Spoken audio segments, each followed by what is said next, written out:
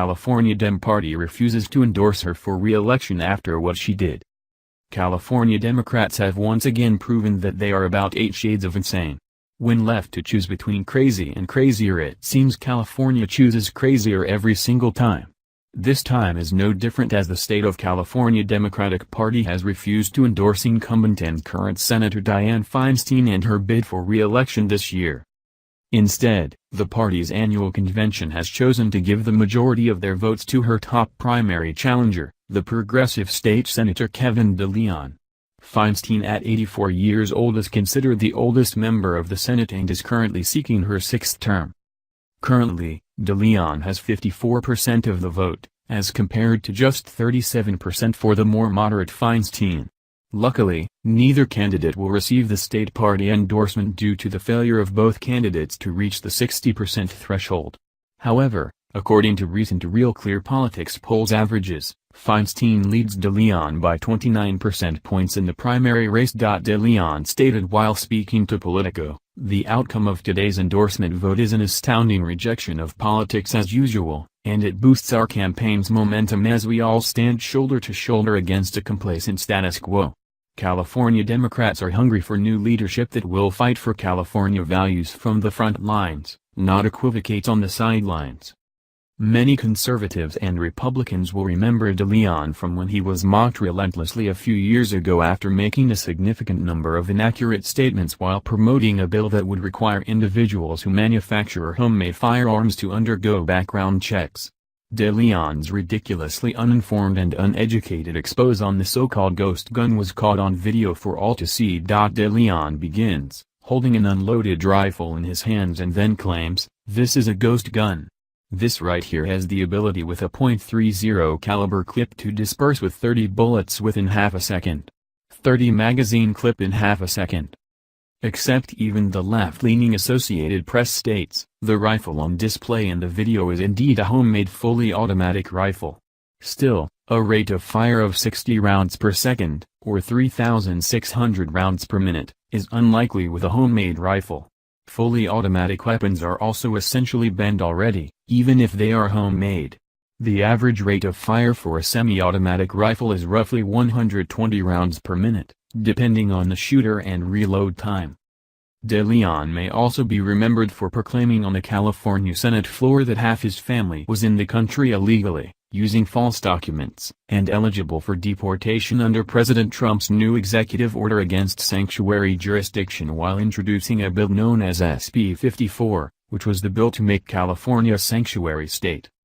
He said, "I can tell you half of my family would be eligible for deportation under President Donald Trump's executive order, because if they got a false social security card, if they got a false identification, if they got a false driver's license prior to us passing AB 60, if they got a false green card, and anyone who has family members, who are undocumented knows that almost entirely everybody has secured some sort of false identification. That's what you need to survive, to work. They are eligible for massive deportation." In the meantime, the more moderate Feinstein has been taking heat for actually being rational. She took heat last fall after she was heard by many of her leftist counterparts actually voicing optimism about President Donald Trump becoming what she termed a good president.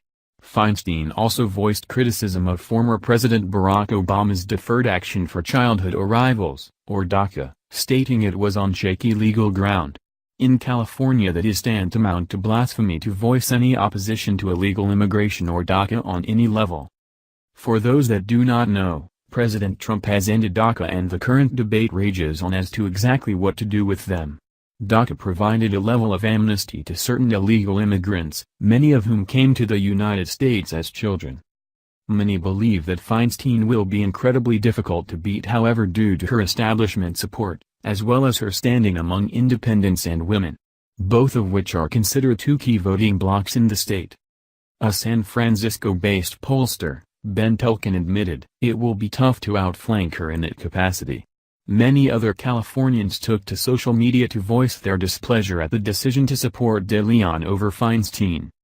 Feinstein is not without her faults, as she is currently calling for what she termed a full-out assault weapons ban in the wake of the recent Parkland school shooting. She states in response, Senator Dianne Feinstein, Democrat California, last week issued the following statement calling for a hearing on her bill to ban assault weapons. Over this past week, we've heard passionate pleas from students who survived a massacre and lost their friends and teachers. There have been 239 shootings at schools since 21st graders were slaughtered at Sandy Hook, the last time we said never again.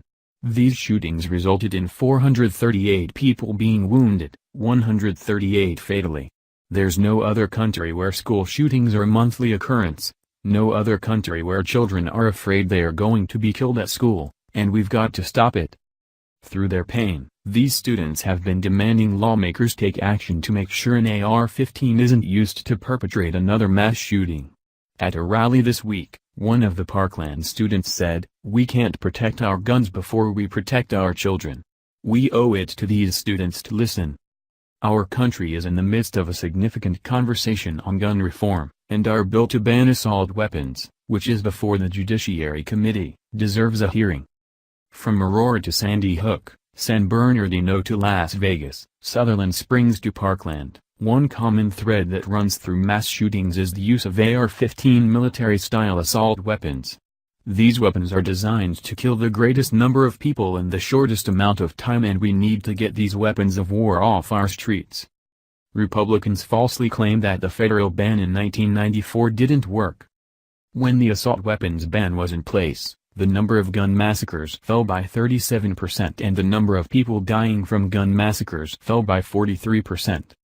After the ban expired, the number of gun massacres increased by 183% and the number of people dying from gun massacres increased by 239%. The ban was effective, but Republicans still blocked its extension at the